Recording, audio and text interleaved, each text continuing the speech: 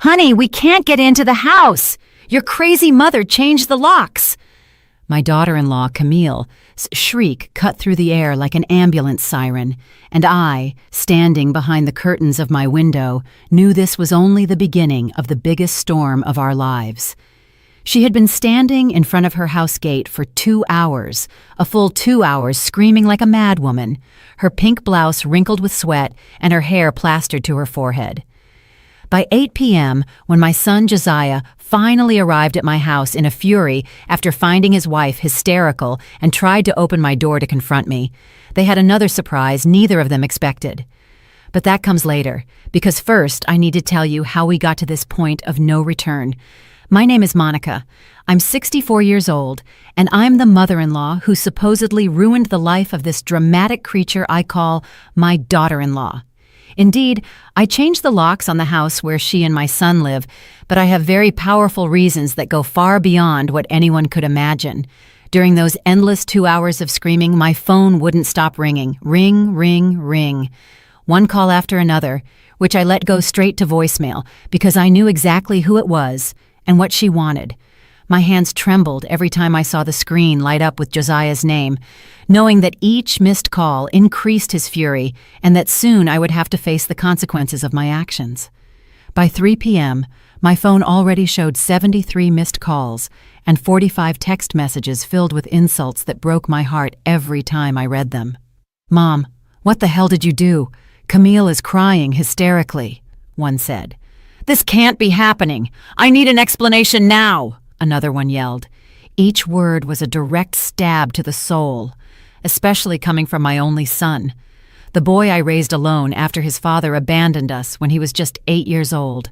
Camille was still out there like a caged beast, now accompanied by Regina, my neighbor from across the street, who was trying uselessly to calm her down while offering her a glass of water, which she refused with violent swats. "I don't want water. I want this crazy old woman to give me back the keys to my house," Camille screamed, pointing towards my window with pure hatred in her eyes. Her voice had grown hoarse from so much shouting, but that didn't stop her. She paced back and forth in front of the gate like a wild animal, kicking stones and tearing out the flowers I myself had planted in the entryway planter. Every petal I saw fall to the ground felt like a small betrayal. One more sign of the disrespect this woman had for everything I valued. The other neighbors began peeking out their windows, whispering among themselves and discreetly pointing at the scandal unfolding on our quiet residential street. Claudia, the neighbor from the corner, approached slowly with that poorly disguised expression of curiosity people adopt when they smell someone else's drama. "What's going on here, honey?" she asked Camille in a honeyed voice, but I knew she only wanted fresh gossip to tell at the grocery store tomorrow morning. "My crazy mother-in-law changed the locks on our house while we were out," Camille replied, wiping her nose with the back of her hand like a spoiled child. "We've been living there for 3 years, paying the bills, and now we can't even get in." Her story sounded so convincing, so full of righteous indignation, that even I would have felt sorry for her if I didn't know the whole truth. What none of those women knew, what no one in the entire neighborhood could imagine, was that I had irrefutable proof of something that would completely change everyone's perception of this situation. For months, I had been watching, documenting, and gathering evidence of things that broke my heart, but that I needed to face sooner or later. The sound of my phone interrupted my thoughts again, and this time when I saw Josiah's name on the screen, I knew I couldn't keep avoiding this conversation. My son was about to arrive home, furious and full of reproaches, not knowing that the real surprise was just beginning.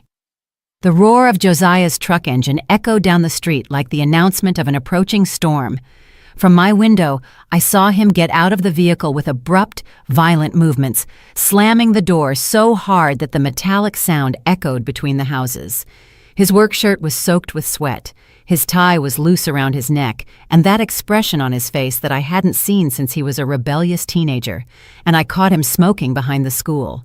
Camille ran toward him like a child who has found her savior, gesturing dramatically as she pointed alternately toward their locked house and my window, where I was still hidden behind the curtains like a criminal. "Josiah, thank God you're here!" Camille cried, hanging on his arm with the theatricality that characterized her in moments of crisis. "Your mom has gone completely nuts. She changed our locks while we were shopping at the mall." Her words came out in sobs that sounded phonier than a $3 bill. But my son, blinded by fury and exhaustion after a grueling day in construction, swallowed every word as if it were gospel. I saw him clench his fists, tighten his jaw, and walk toward my door with that determination he inherited from his father, the same man who abandoned us when things got tough. "Mom, open this door right now!" His voice cut through the walls of my house like thunder, and I felt as if my heart was going to jump out of my chest. Each knock on the wooden door resonated in my bones, reminding me of the days when he was little and would run into my arms every time he had a nightmare. "I know you're in there. Your neighbor Regina told me you've been spying from the window all afternoon." Indeed, Regina the gossip hadn't wasted any time reporting my every move, as if she were a professional spy hired to monitor my activities. I took a deep breath, adjusted my cream-colored dress that I had chosen especially for this day, and walked slowly toward the door. My legs trembled slightly, not from fear, but from the anticipation of what I was about to unleash. For months, I had planned this moment. I had visualized every word, every reaction, every possible outcome of this confrontation I knew was inevitable. My hand rested on the golden doorknob that I had polished that very morning, as if it knew it would be the silent protagonist of this family drama. "Josiah, my son," I said in a calm voice as I slowly opened the door. "I knew you'd come." My son was momentarily bewildered by my tranquility. He expected screams, desperate defenses, perhaps the tears of an old woman overwhelmed by circumstances. Instead, he was met with a serene, almost smiling mother who looked at him with that expression she used when he was a child and had done some mischief, but she already knew the whole truth. "What the hell is going on here, Mom?" he asked, unconsciously lowering his voice, confused by my unexpected attitude. Camille stepped forward, pushing him slightly, her eyes red and swollen from so much crying, or at least that's what she wanted us to believe. "Explain why you left us locked out of our own house," she screamed, pointing her index finger at me as if I were the villain in some cheap soap opera. "We've been paying the mortgage, the electric bills, the water, everything for 3 years. That house is ours by right." Her voice broke on the last sentence, and I saw how some neighbors who had approached discreetly to listen began to nod sympathetically toward her. Claudia murmured something about poor young people, while Regina shook her head as if witnessing the greatest injustice in the world. "You're right, Camille," I said calmly, and I saw her eyes light up for a moment, believing she had won the battle without a fight. "That house has been maintained for 3 years with regular payments. That's completely true." My son looked at me with relief, thinking that I was finally coming to my senses, and that this whole drama had been a misunderstanding between old people. "But there are some things about those payments that I think we should clarify right here in front of all our neighbors who have been so kind to come and witness this spectacle." The smile slowly faded from Camille's face like makeup in the rain. Something in my tone of voice, something in the way I pronounced the word clarify, made her understand that this conversation was not going to unfold as she had planned. Josiah looked at me with that confused expression of someone who feels they are losing control of a situation they thought they understood perfectly. The neighbors moved a little closer, forming an involuntary semicircle around us, like spectators at an open-air theater where the most dramatic performance of their lives was about to begin. "Mom, just give her back the keys and we'll talk about this more calmly tomorrow," Josiah suggested, clearly uncomfortable with the audience that had formed. "We don't need to resolve this in front of the whole neighborhood." Poor my son, he still didn't understand that some secrets are so big they need witnesses for the truth to be credible. "Son," I said softly, "there are times in life when the truth needs sunlight to grow completely. Josiah, before I return any keys, I need to ask you a very important question."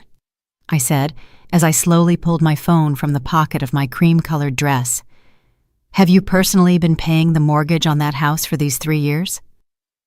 My son looked at me as if I had just asked him something completely obvious, with that expression of impatience he adopted when he thought I was wasting his time with unnecessary questions. Of course I have, Mom. Camille and I have been splitting all the expenses since we moved in together. What are you getting at? Camille nodded vigorously, wiping away tears with the back of her hand as she looked at the neighbors for moral support. Exactly. We both work. We both contribute. We both built that home together. That's why I don't understand this craziness of changing the locks. Her voice sounded convincing, full of righteous indignation, and I saw Regina and Claudia exchange glances of understanding, clearly siding with the young couple against the seemingly irrational mother-in-law. The circle of neighbors had grown.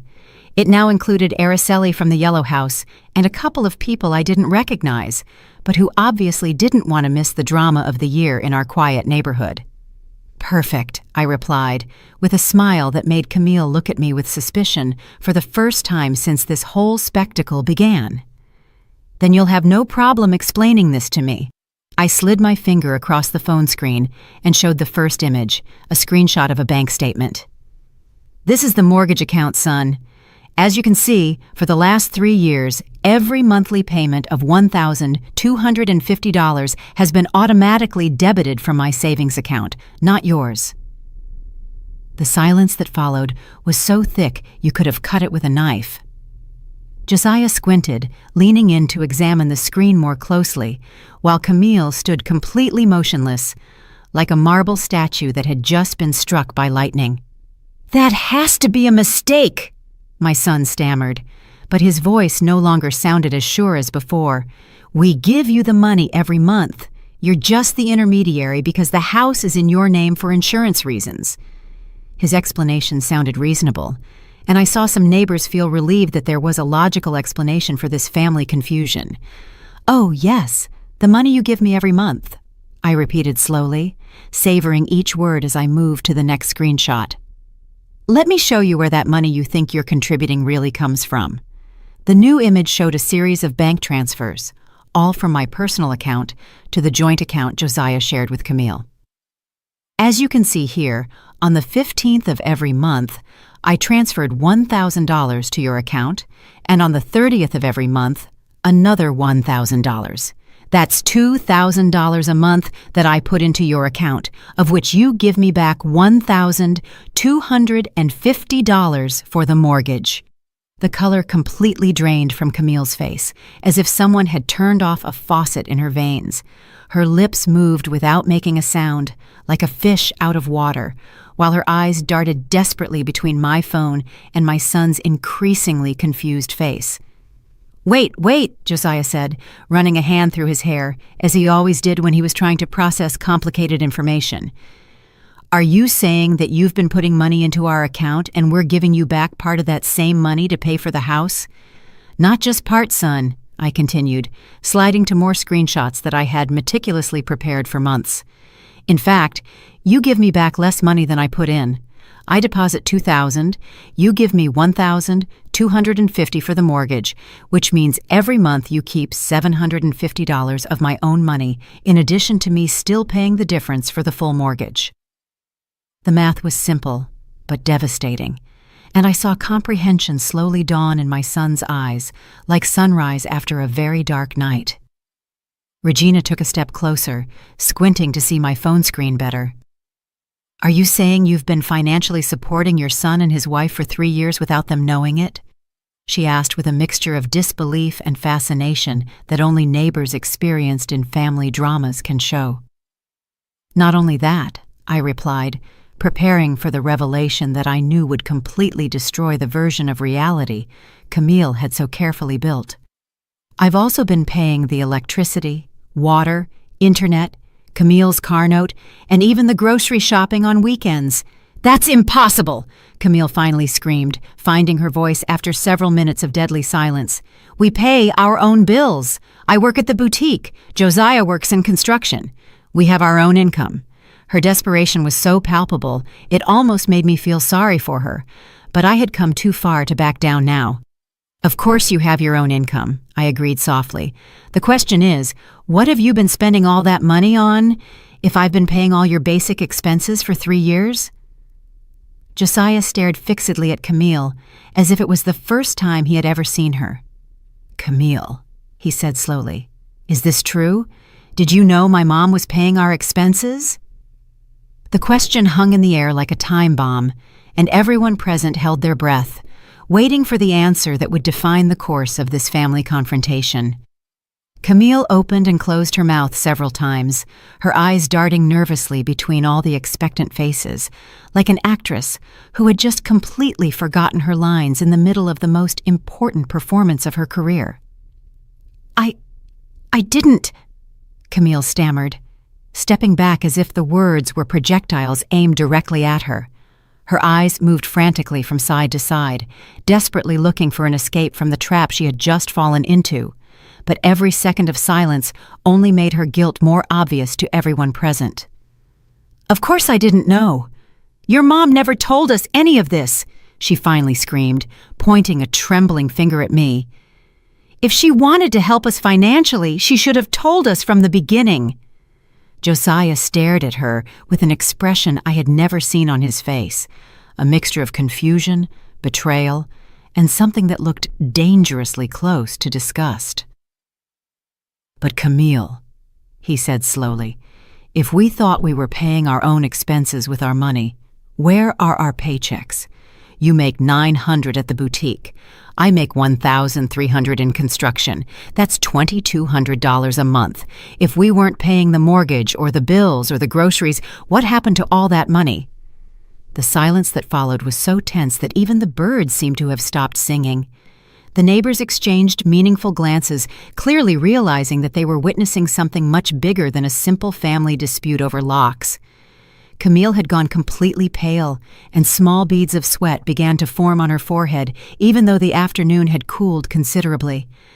That's exactly the right question, son, I said softly, preparing for the most painful part of this whole revelation. And I have the answer.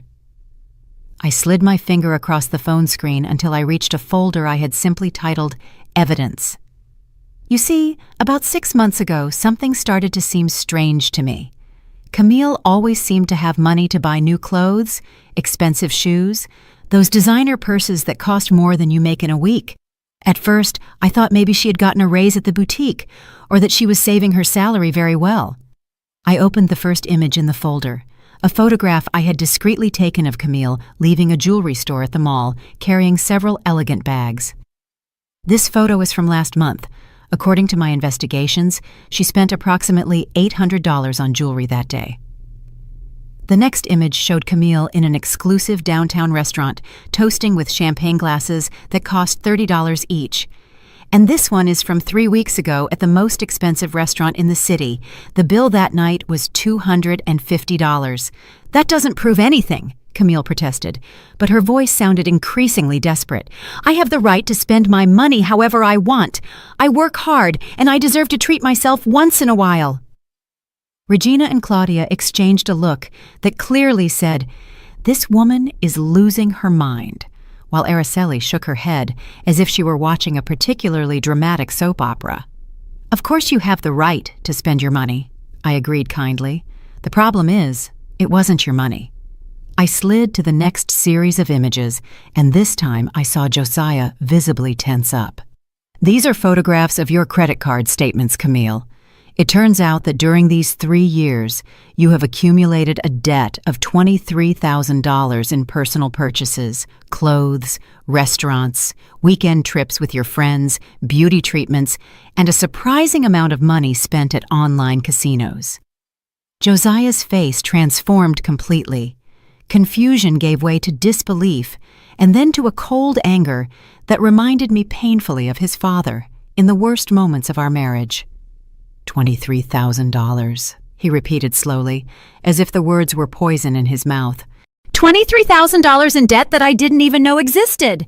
That's an invasion of privacy, Camille screamed.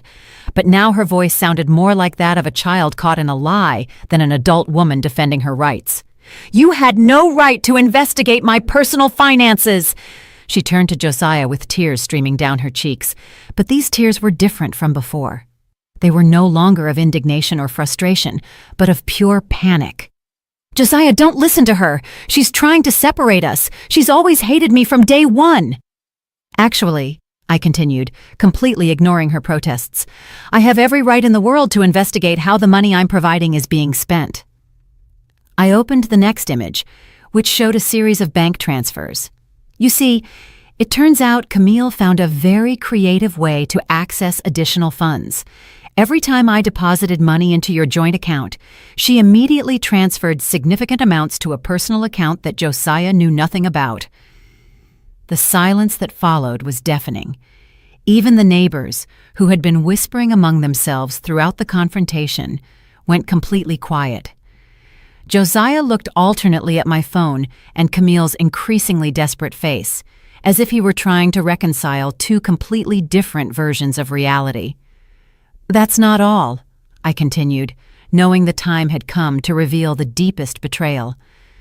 Francisco, would you come closer, please?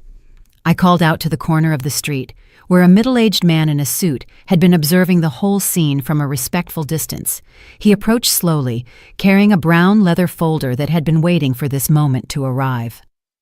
Josiah, Francisco said in a professional voice, I am your mother's private accountant and also a certified notary. For the last 3 months, I have been helping her document a quite complex financial situation. He opened the folder and took out several official documents. What your mother hasn't told you yet is that Camille has been forging your signature on financial documents. Specifically, she has applied for 3 different loans, using your name as a co-signer for a total of an additional $18,000. The world seemed to have stopped completely.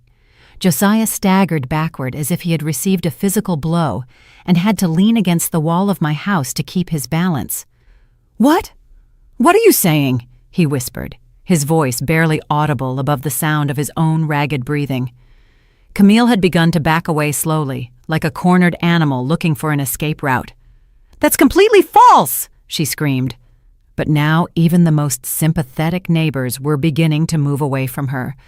They're making all of this up to make me look bad. Josiah, my love, you have to believe me. We're a family. A family, I repeated slowly, doesn't steal.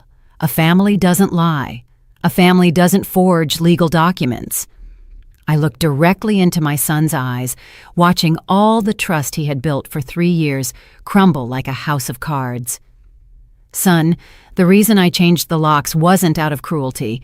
It was because I discovered that Camille had been planning to sell some of the furniture and appliances in the house to pay off her debts, without your knowledge and without my permission. Francisco opened his folder completely and began pulling out documents one by one, like a magician revealing increasingly impressive tricks. I have here copies of the sales contracts that Camille had signed with a downtown pawn shop, he said in a firm, professional voice. The large screen TV, the sound system, the kitchen appliances, and even the family jewelry that Monica had lent her for special occasions. The total value of the items she planned to sell was approximately $2,000.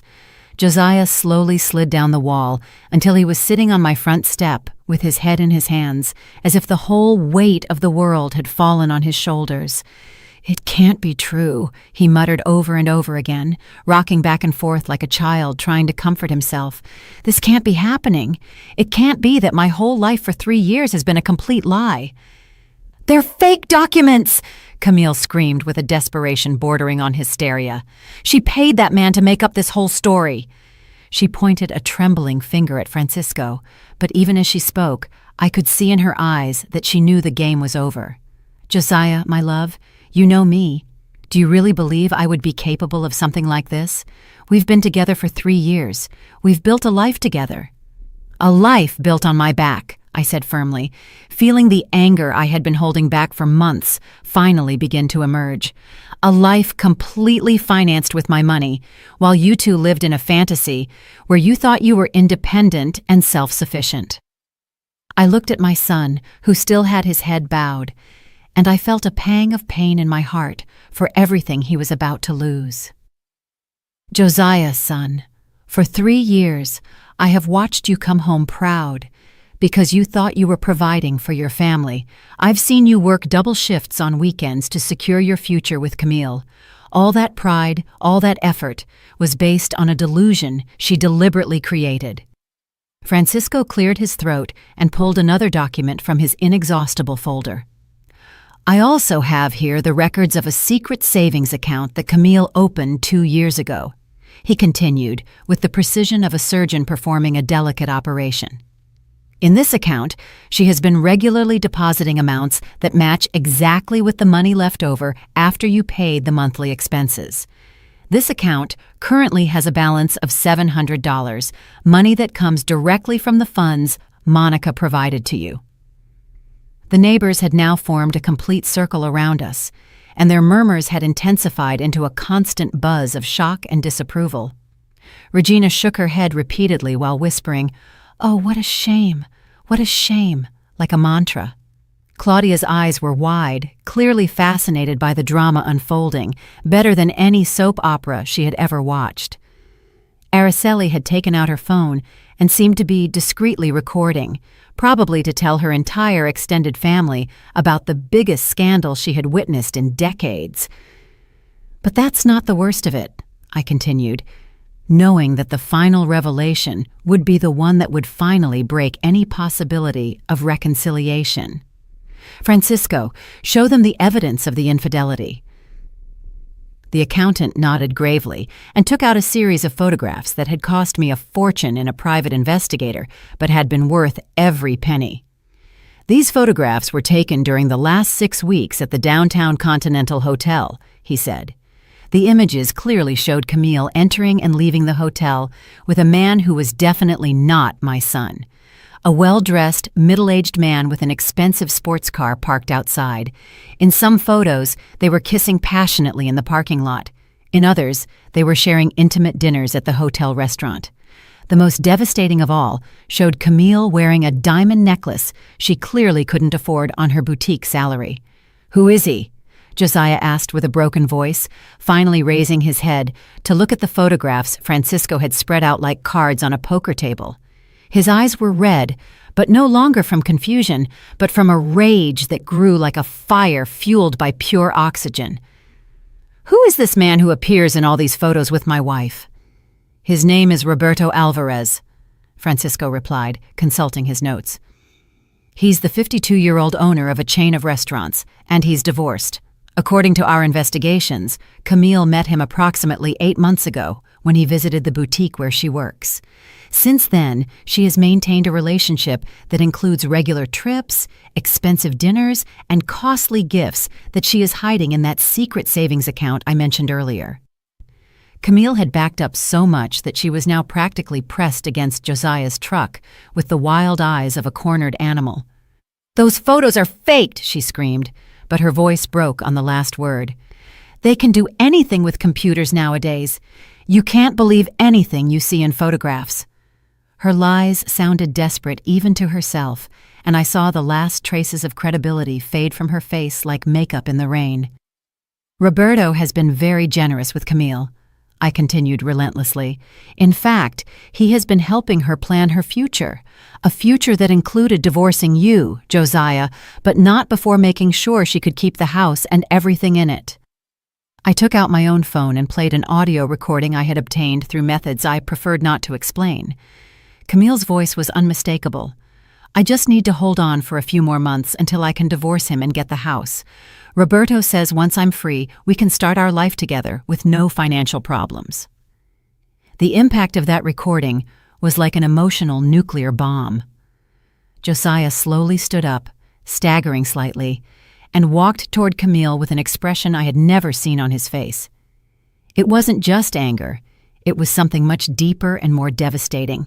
It was the complete realization that the person he had trusted most in the world had betrayed him on every possible level. 3 years, he said in a dangerously calm voice. 3 years of my life. 3 years of working like a slave to support a woman who was not only stealing from me, but was planning to leave me after taking everything she could get. He stopped in front of her, so close he could see the tears running down her cheeks. But these tears no longer had any effect on him. "Did you ever love me? Even a little? Or was it all part of the plan from the beginning?" Camille opened her mouth to reply, but no sound came out. The words had run out, the excuses were gone, and she was finally facing the reality of what she had done. The circle of neighbors had grown to include almost the entire block, and everyone was looking at her with a mixture of disgust and morbid fascination that made her look smaller with every second that passed. Camille finally found her voice, but when she spoke, the words that came out of her mouth were the most devastating she could have chosen. "Yes, I loved you at the beginning," she cried out in desperation, as if that partial admission could somehow save the situation. "But you were never going to be enough for me. You work in construction, Josiah. Your future is limited. Roberto can give me the life I really deserve, the life I always dreamed of having." Her words fell on the group like hail on glass, shattering any sympathy that might have remained among the spectators.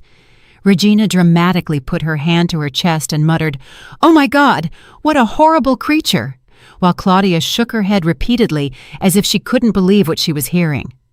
Araceli had stopped pretending she wasn't recording and was now shamelessly pointing her phone at Camille, capturing every moment of this public confession that would become the biggest gossip in the neighborhood for the next 5 years.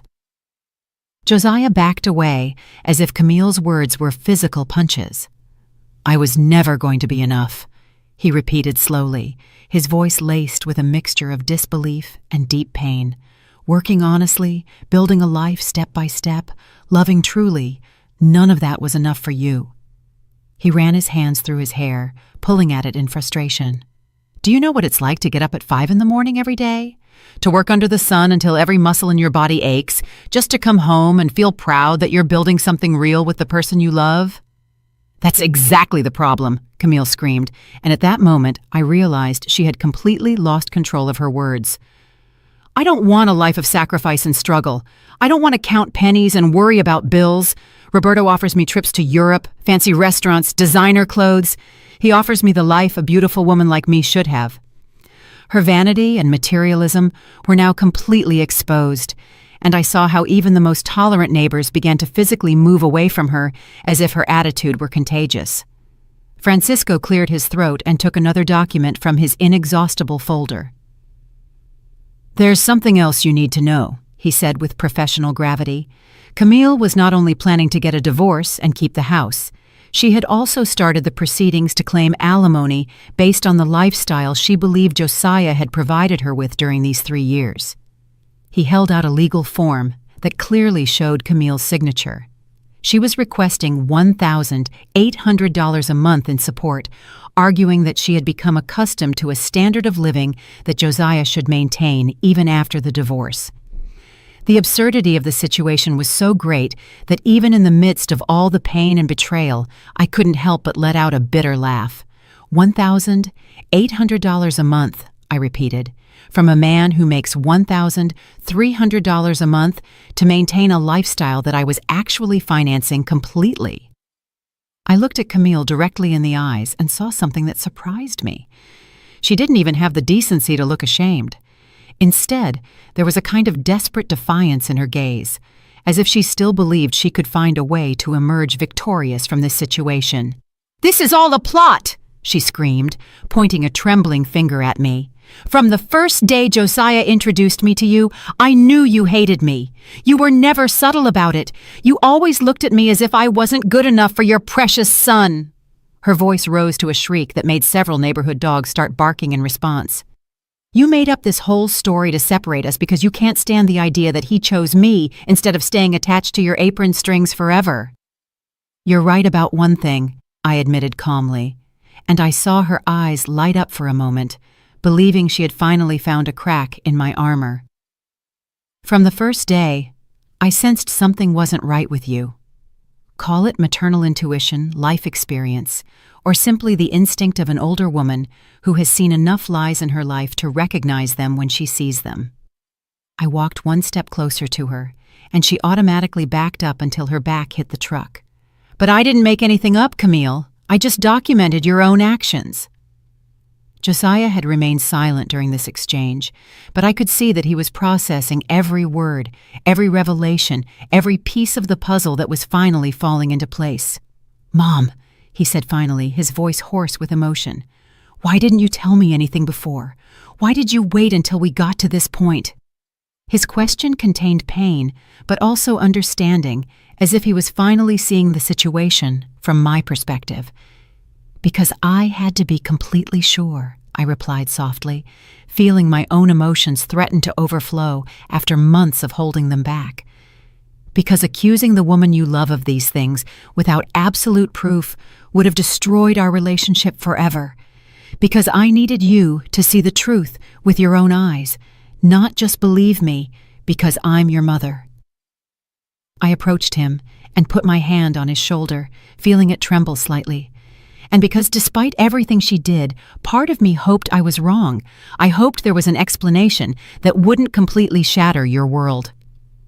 Francisco closed his folder with a definitive snap. "Mrs. Camille," he said formally, "I have here cessation documents that invalidate any claim you may have on the property in question, as well as temporary restraining orders that prohibit you from approaching the residence or contacting Josiah in any way, while the legal aspects of this situation are resolved." He held out the papers to her, but Camille looked at them as if they were venomous snakes. "You can't do this!" she screamed, but now her voice sounded more like a desperate whine than a real protest. "I have rights. We lived together for 3 years.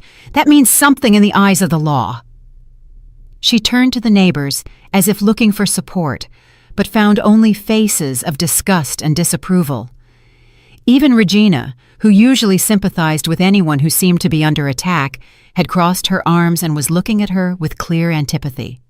"Indeed, living together for 3 years means something in the eyes of the law," Francisco agreed in a professional tone. "It means that any debt accumulated during that time is shared responsibility, which includes the $23,000 in credit cards, the $18,000 in fraudulent loans, and the legal costs of resolving this situation." He paused dramatically as he consulted his notes. "However, given that all these expenses were incurred without Josiah's knowledge or consent, and considering the evidence of fraud and adultery, it is highly likely that you will be held completely responsible for all these debts." The color completely drained from Camille's face, as if someone had pulled a plug and all the blood had drained from her body. $41,000 in debt, plus legal costs, plus the complete loss of what she thought would be her financial security through the divorce. The reality of her situation finally began to penetrate the barrier of denial she had built around herself. "Roberto," she whispered suddenly, as if she had just remembered something crucial. "Roberto will help me. He has money. He can pay for all of this." But even as she said the words, she seemed to realize how unconvincing they sounded. A wealthy, married man who had been enjoying a secret affair would probably not be very interested in bearing the financial and legal consequences of his mistress's fraud. As if the universe had been waiting for that exact moment to add the final touch to this drama, Camille's phone began to ring.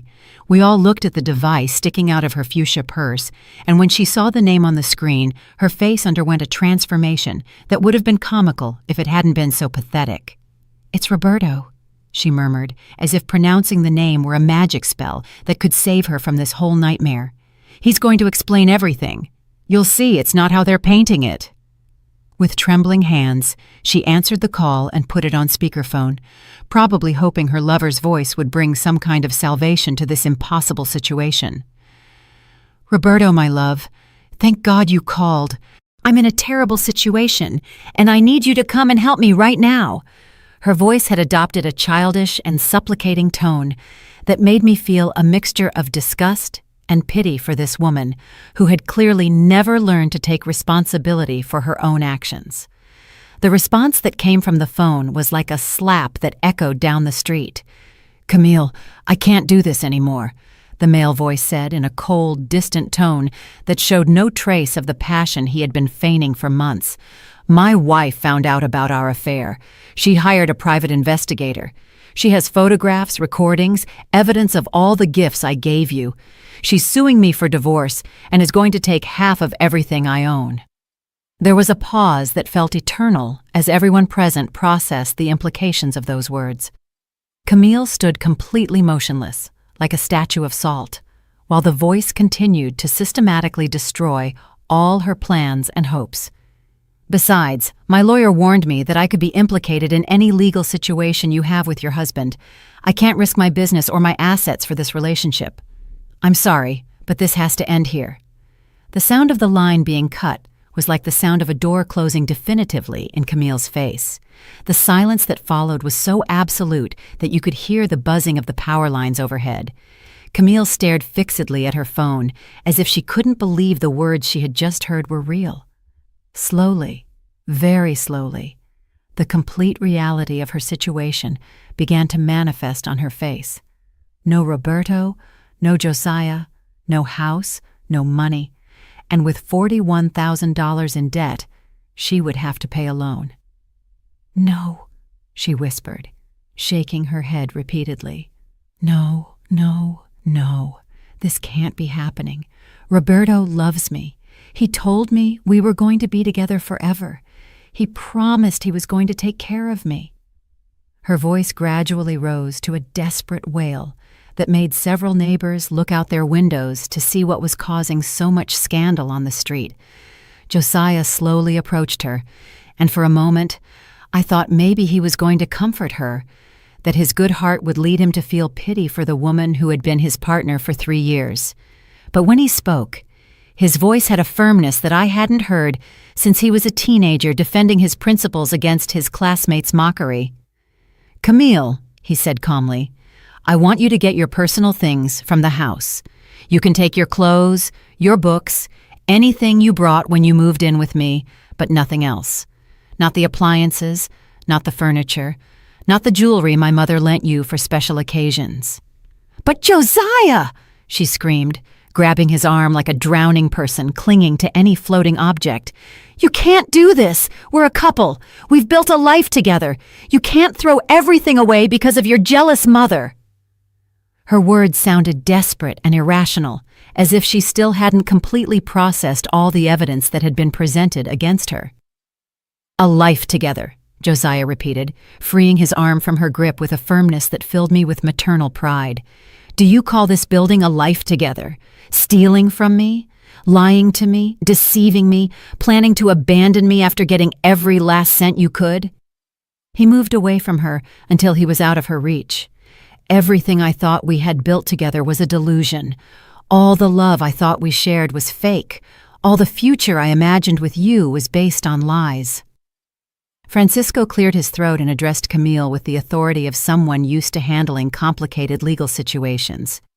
"Ma'am, I have here a temporary order that gives you 24 hours to collect your personal belongings from the residence under the supervision of a peace officer to ensure you don't take anything that doesn't legally belong to you."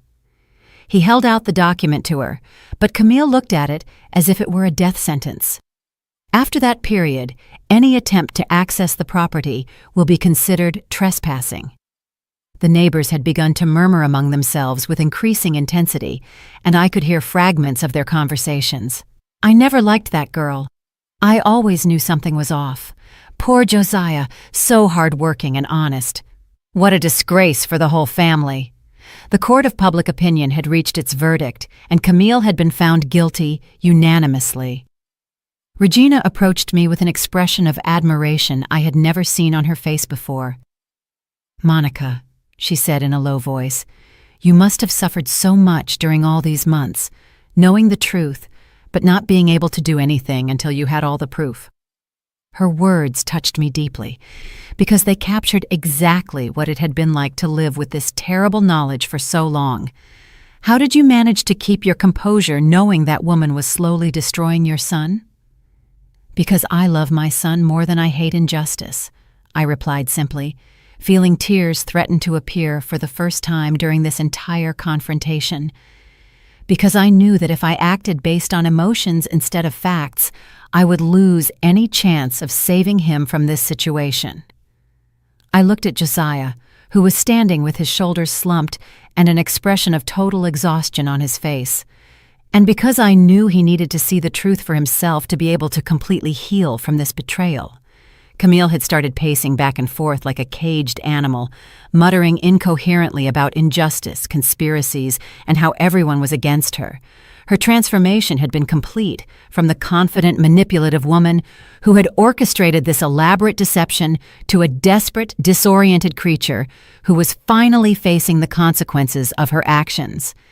It was a spectacle that would have been satisfying if it hadn't been so sad to see a human being completely fall apart in public.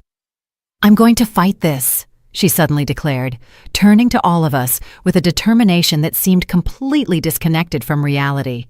"I'm going to get a lawyer. I'm going to prove that this is all a conspiracy to destroy my life. I'm going to prove that Monica manipulated all this evidence because she could never accept that her son chose me." Her words sounded like someone who had completely lost touch with reality, someone who preferred to create an alternate fantasy rather than accept the truth of her own guilt. Francisco smiled sadly and shook his head. "Ma'am, with all due respect, any lawyer you consult is going to tell you the exact same thing I'm telling you now. You have no case. The evidence against you is overwhelming, documented, and verifiable by multiple independent sources.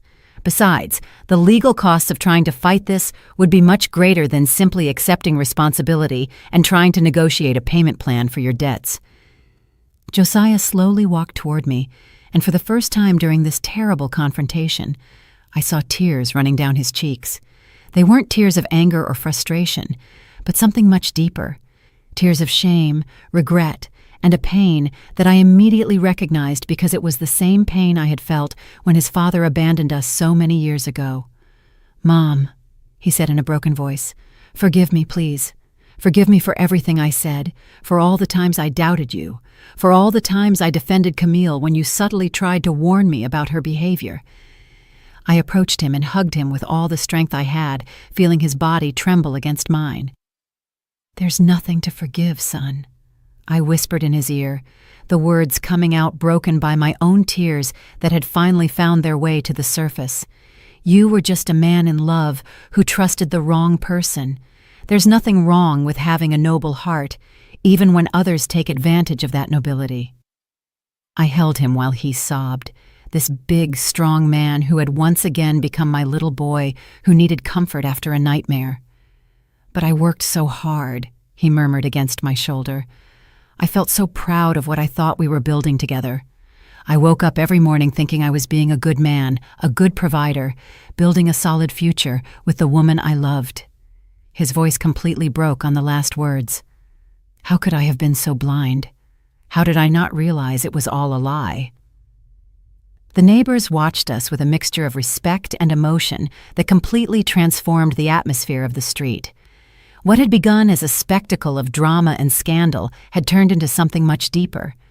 The testimony of a mother who had sacrificed her own comfort to protect her son, and of a son who was finally understanding the magnitude of the love he had received without even realizing it. Francisco discreetly approached and put his hand on my shoulder. "Monica," he said softly, "there's something else Josiah needs to know. Something you didn't want to reveal until this moment, because you hoped it wouldn't be necessary. Tell him about your diagnosis."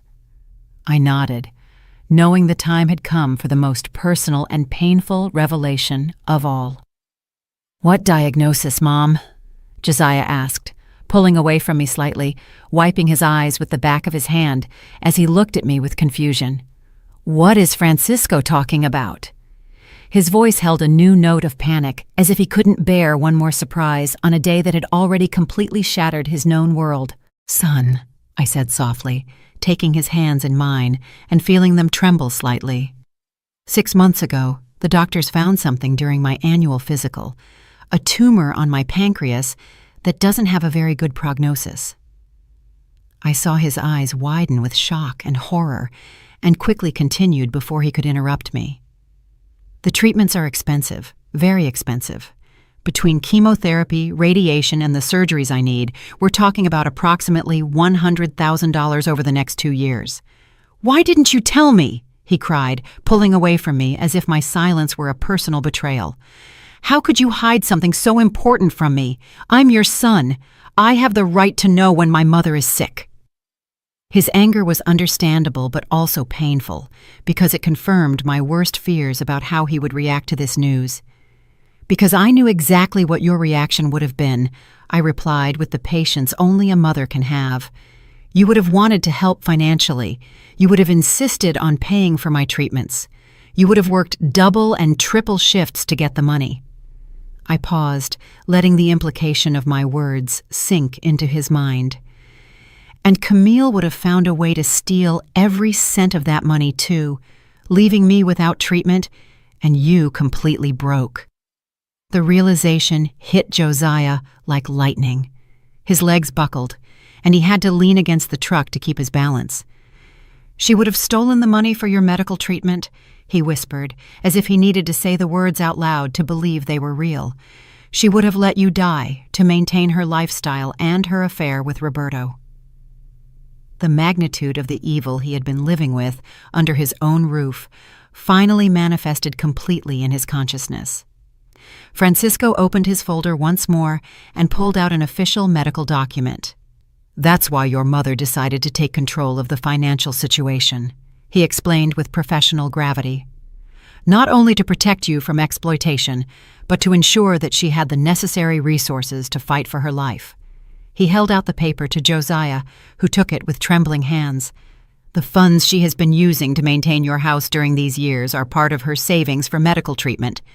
Camille, who had been listening to this whole conversation from her position near the truck, suddenly found her voice again.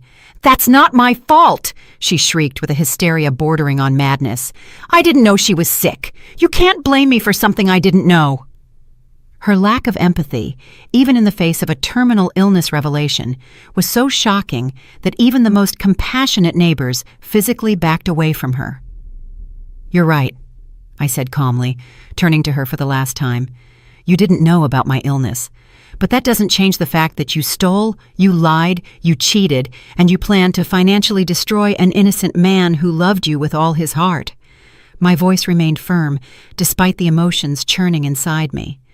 "The fact that you didn't know about my cancer doesn't make your actions any less despicable. It just means that your wickedness is so natural that you don't need special motivations to exercise it." Josiah returned to my side and hugged me again, but this time his embrace was different. It wasn't the desperate hug of someone seeking comfort, but the protective hug of a son who finally understood that his mother had been fighting battles he didn't even know existed. "Mom," he murmured in my ear, "we're going to fight this disease together. We're going to use every cent that's needed. We're going to find the best doctors. We're going to do whatever it takes." "We already are, son," I replied softly, feeling a peace I hadn't experienced in months. "The money is saved, the doctors are coordinated, the treatment plan is underway, and now, thanks to what happened today, I no longer have to worry about protecting you from someone who would have sabotaged all our efforts." I looked toward Camille, who was still standing next to the truck, like a shadow of the manipulative woman she had been that morning. Sometimes crises reveal blessings in disguise. Regina approached with tears in her eyes.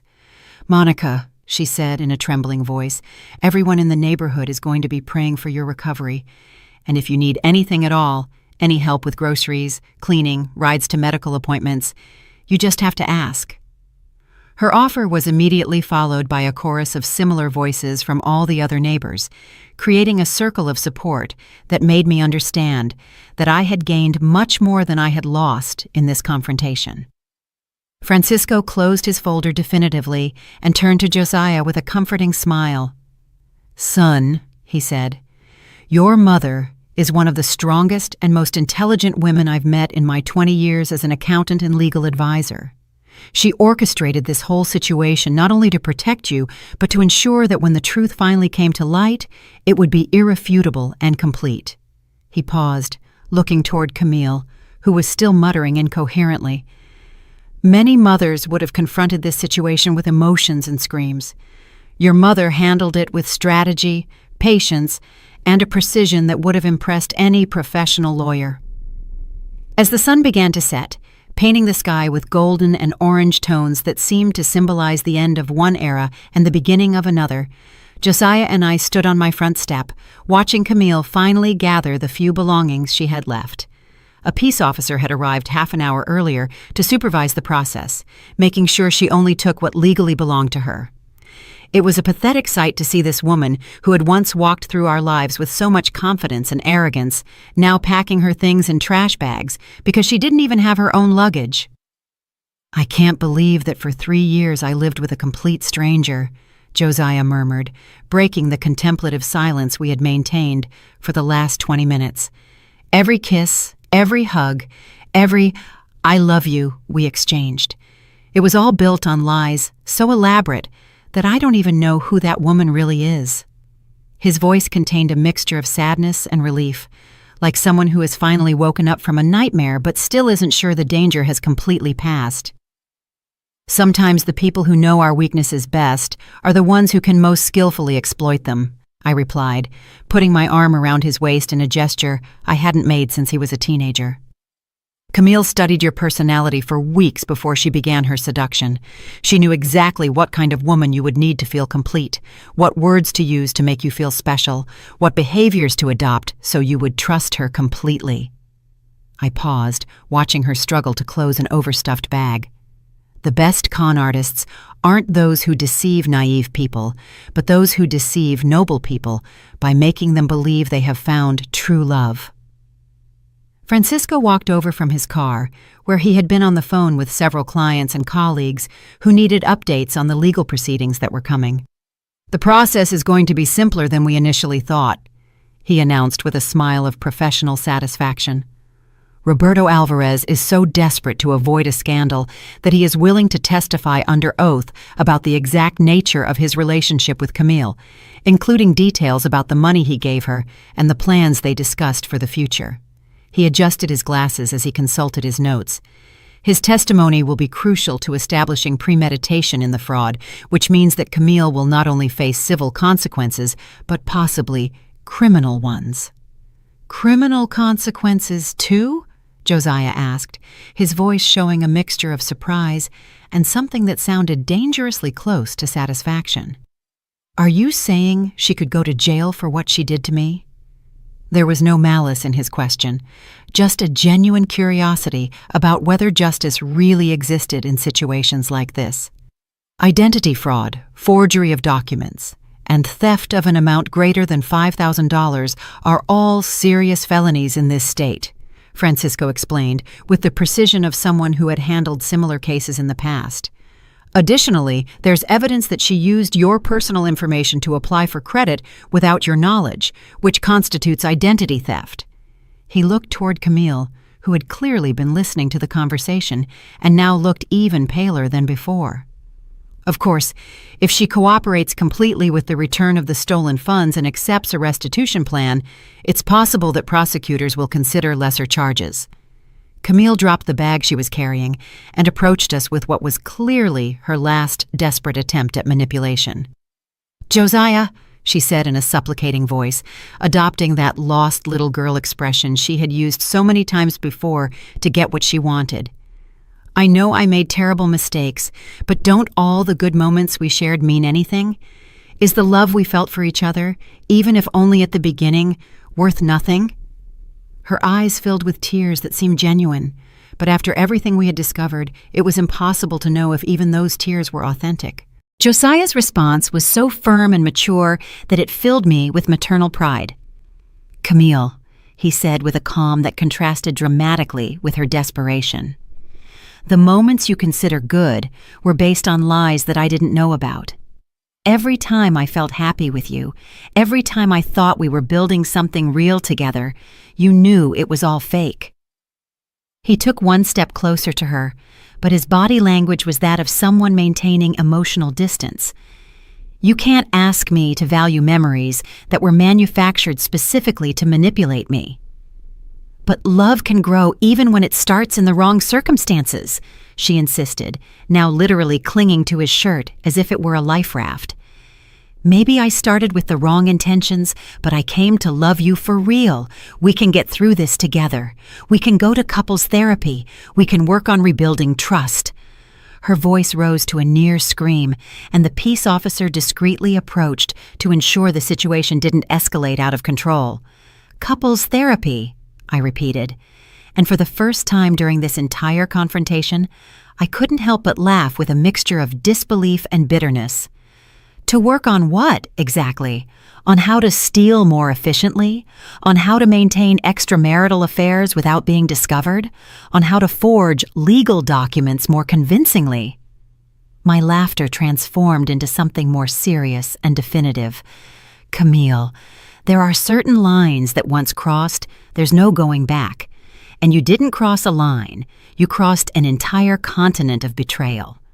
The neighbors who had been keeping a respectful distance during this final conversation began to gradually approach like flowers opening to the morning sun.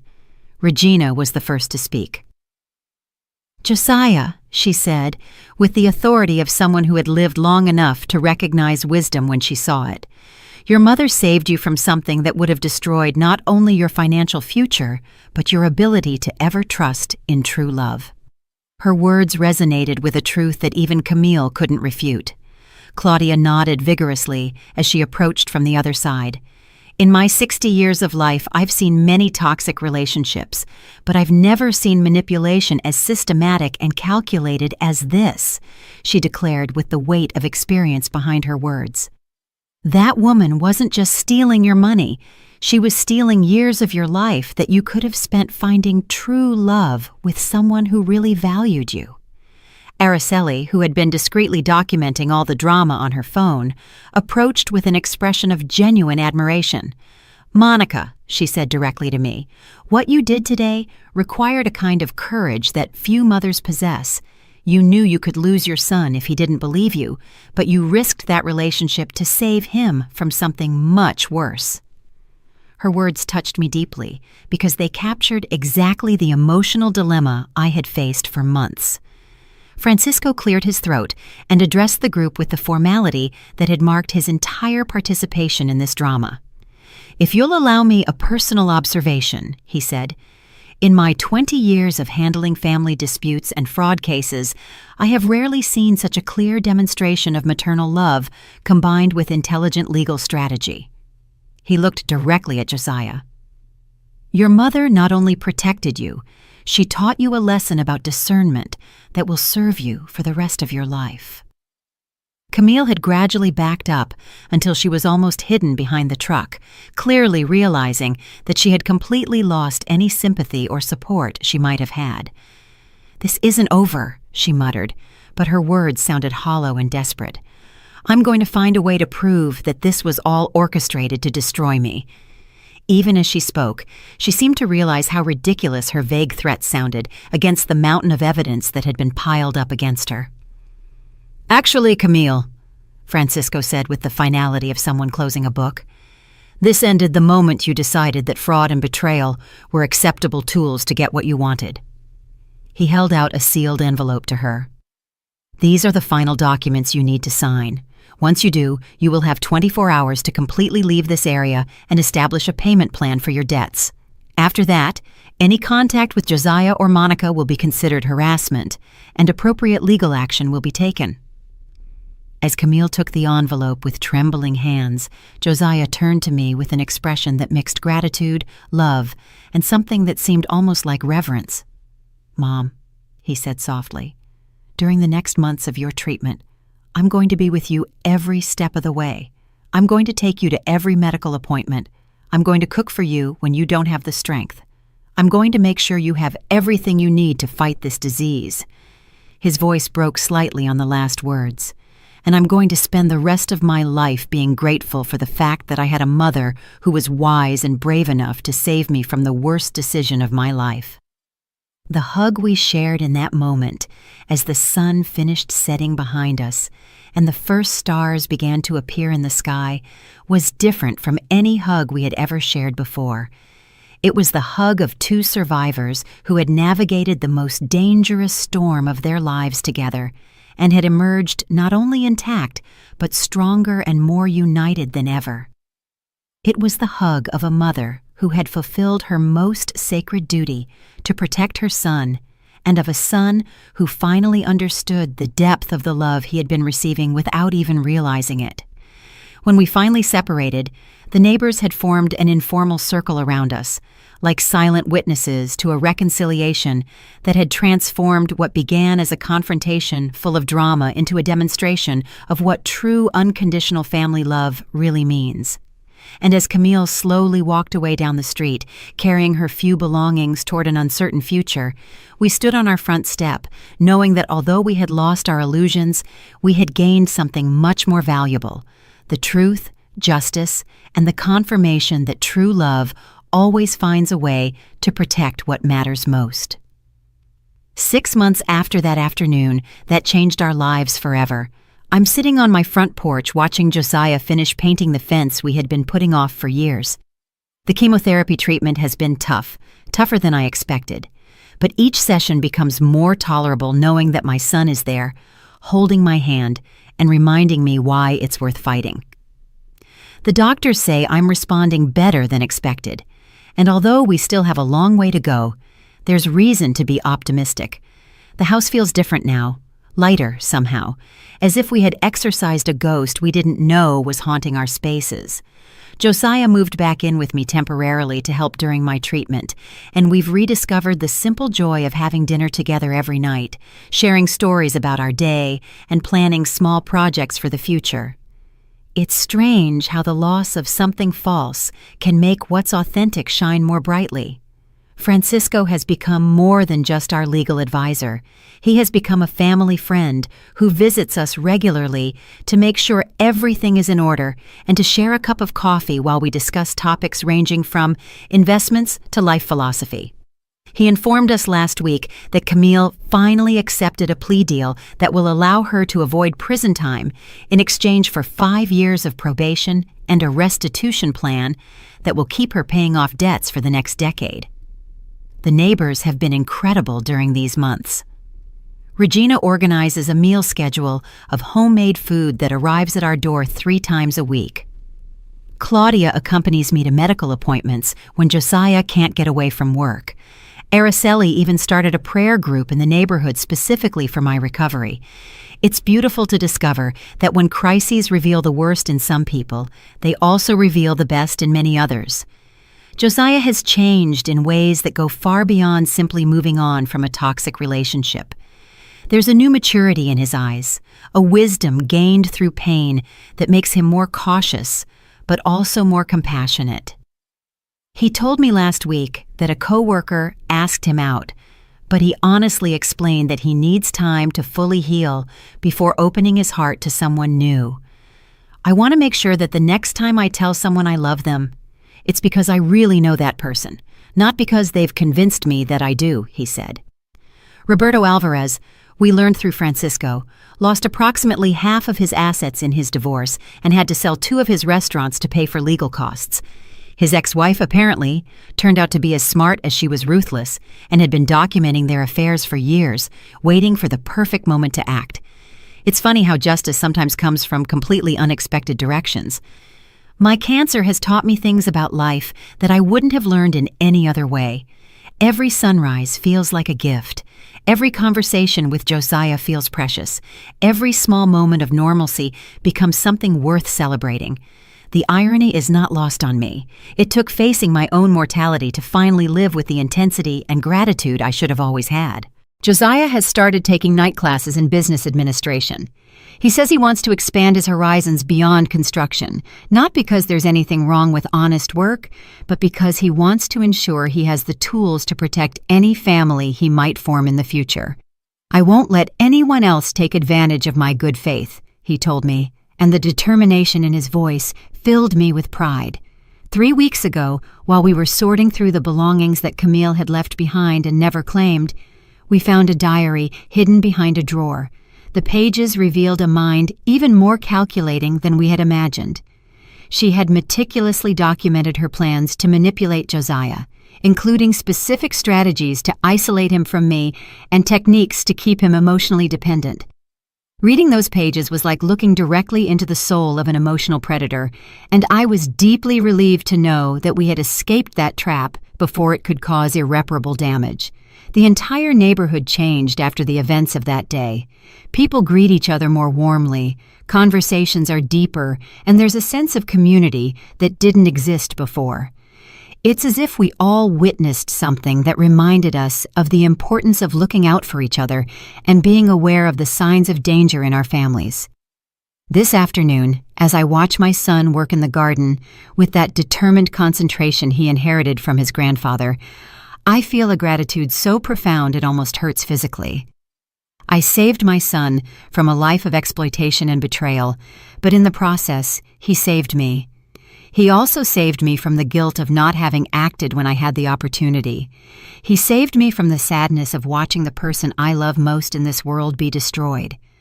Tomorrow, we start a new cycle of chemotherapy, but we face the future together, armed with the truth, strengthened by adversity, and united by a love that has been tested in the fire and has emerged purer than ever. And although I don't know what challenges await us, I know with absolute certainty that we will face them as a real family should, with honesty, courage, and an unwavering commitment to protect each other no matter the cost. Did you enjoy my story?